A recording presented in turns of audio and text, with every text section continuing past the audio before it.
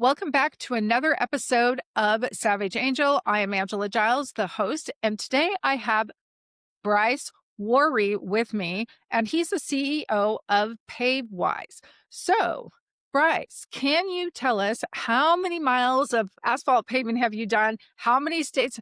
I even think you do some airports, don't you? Yes, yep, correct. I've been in this industry for just over 20 years and I've paved or been part of projects on airports or in 43 states That's actually. wow. Yeah, there's a few that I'm gonna try to cross off the list this year, including maybe Hawaii, and Louisiana and a couple other states. But yeah, 43 states, 3,000 miles of asphalt, and I hit my 30th airport this year that I've paved the runway. That's amazing. So do you have like teams that, go around the United States and do this, or how does that work? Yeah, we're a software company. Before we were a software company, I was one of the top leading asphalt paving consultants. My nickname was Dr. Asphalt. So I would go out and work with contractors on technologies, on best practices, how to perform. So I would travel, and there was a couple of us that would travel to these projects, and we would be there to help them make sure success was achieved through quality. But now we're a team all over. There's 11 of us, and we're from Texas to I'm up in North Dakota to over in Chicago to Indiana to all over. We're in about 5 6 different states. That's amazing. Isn't it cool what technology can do today? Absolutely connects us all. It really does. And I know you and I talked before this, we started recording, and we had another call before, and it was really enlightening to me with what you're doing in the construction tech space because, I've worked with loads of businesses in the construction and trade space, and it's just not as, tech friendly per se yet Hmm. as it Yeah. is in other spaces. I mean, everybody adapts at their own space. So I loved when we started talking, you were telling me about this tech you use and you love AI because I love AI and I just think it's so much fun. And so tell us all about that. Yeah. I mean, first, a little bit about how it all started was Yeah. this industry still heavy pen and paper. Yep. It hasn't quite is starting to move into a digital age. When I talk this industry, it's construction.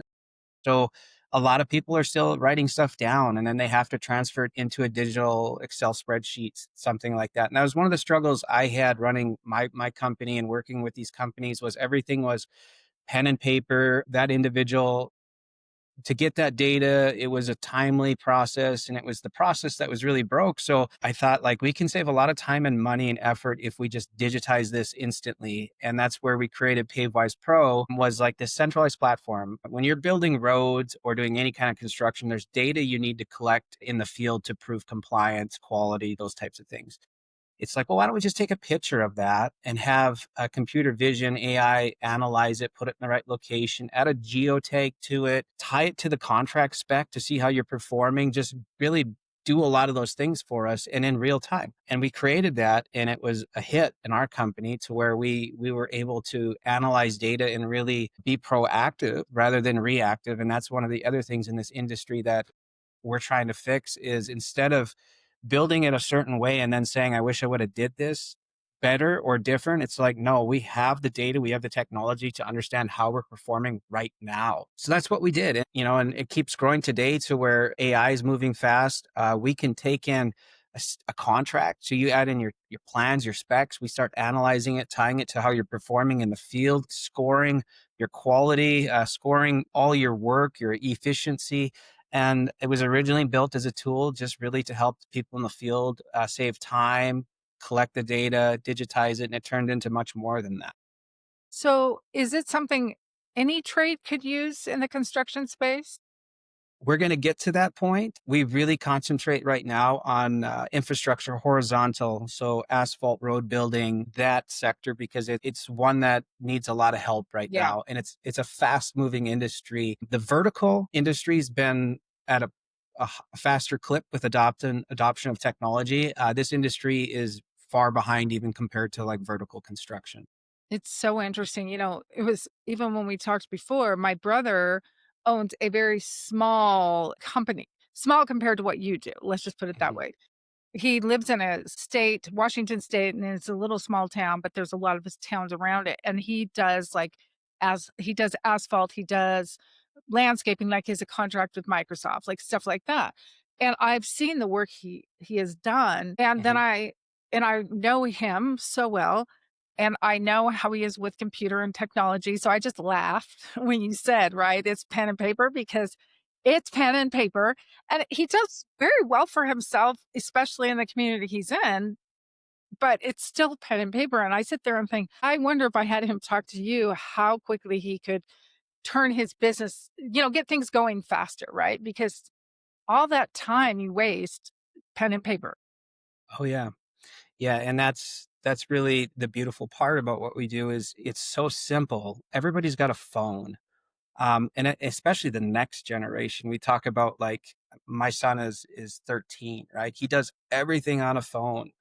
And that generation's going to want technology to collect and analyze data. And there's a ton of data out there. And that's what where AI fits so perfectly into this industry is because it's a data rich industry and AI fits where it can analyze and do that busy work really well. And there's a lot of it construction, and that's what we're finding as well.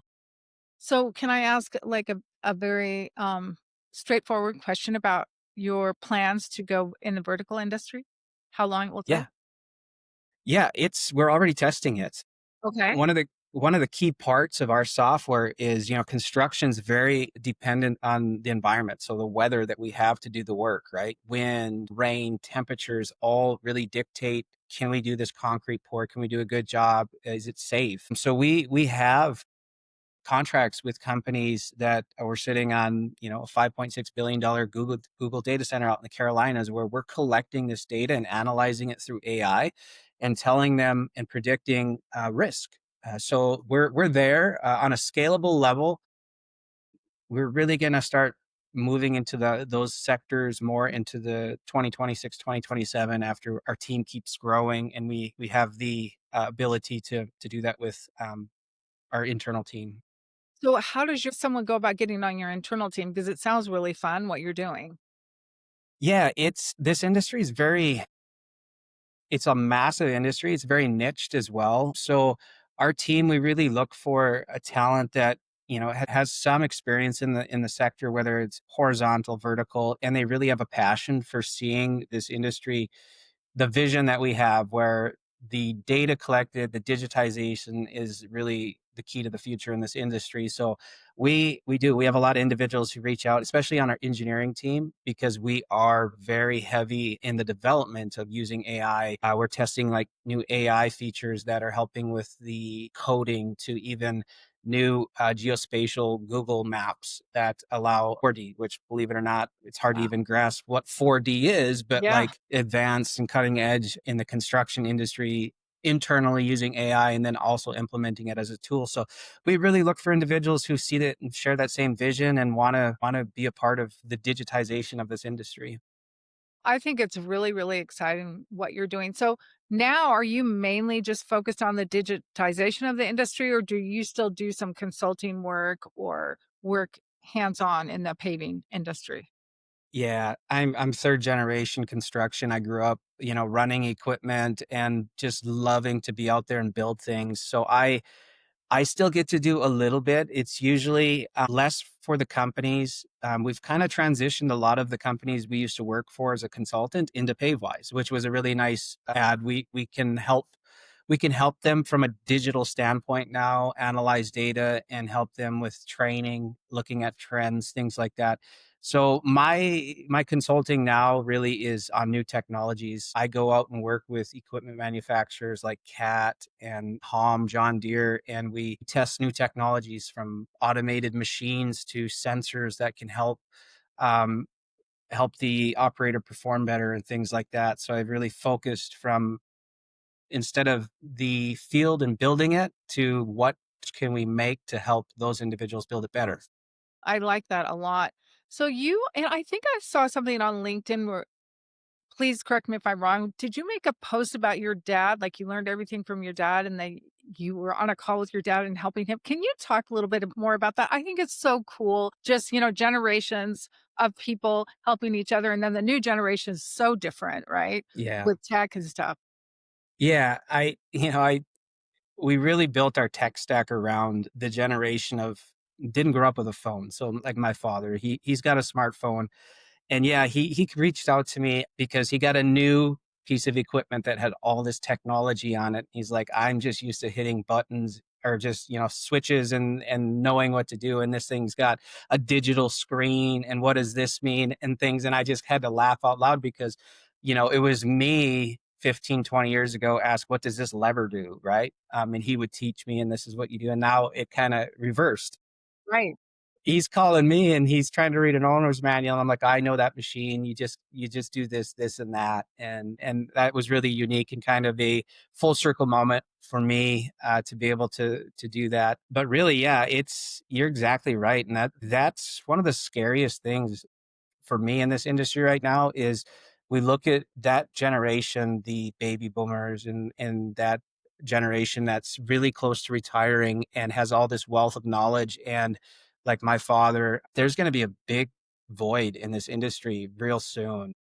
And unfortunately, that void can only be filled in so much with other younger generation humans that want to get into that field. And the rest of it's going to have to be just technology. It's all timing because we're in a big construction boom. Technology's taking its place to fill the voids. The younger generation's moving in, the older generation's moving out faster than the younger generation can get in. So it's a scary time, but it's an exciting time. We'll find a way, right? I mean, we always do, but it's just like it's just it's a new concept that slowly I see someone retiring every year, every few weeks on LinkedIn that I'm like, oh no, there goes another industry individual. Well, interviewed someone last week and he said this phrase and he said, AI is like an intern that has a PhD. And we were talking about how, yes, you can get so much knowledge and it can do so much. But if you don't necessarily have the business experience, what does that look like? And Mhm. that's why I think it's so important to bridge that gap from, a generation that didn't grow up with smartphones to the new generation, which is coming in that grew up on smartphones and to realize the potential in both, right? Yeah, I think it's so important. And I even have conversations with my boys and they're, in their early 20s, but it's just like, okay, listen, like my husband builds huge custom homes and there's a wealth of knowledge inside his brain that if you can like tap into that and you can learn that and then use AI and use different tools as, you get into that field, because one of them wants to go into that field, you'll be ahead of the curve from your friends that just don't care. Right.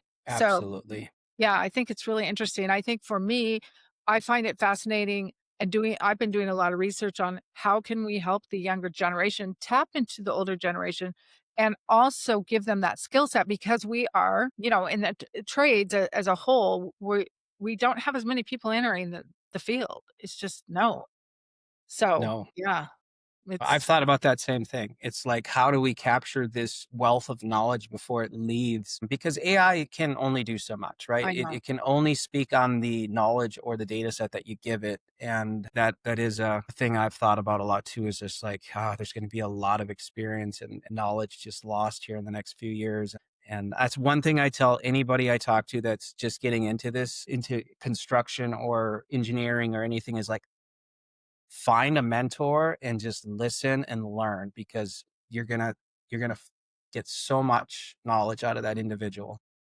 I love that, and that's so important. I think what you said was just key. I'm gonna take that clip and put it out everywhere when we're done. So, Bryce, can you share where people can learn more about you, your company, what you're doing in tech? That all Yeah. out everywhere as well.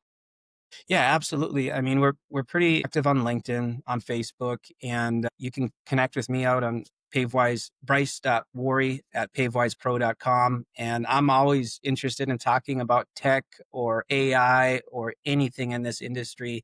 So yeah, just reach out. Well, thank you so much, Bryce. It was my pleasure having you on. I really enjoyed our conversation, and we'll see you in our next episode of Savage Angel. Thank you.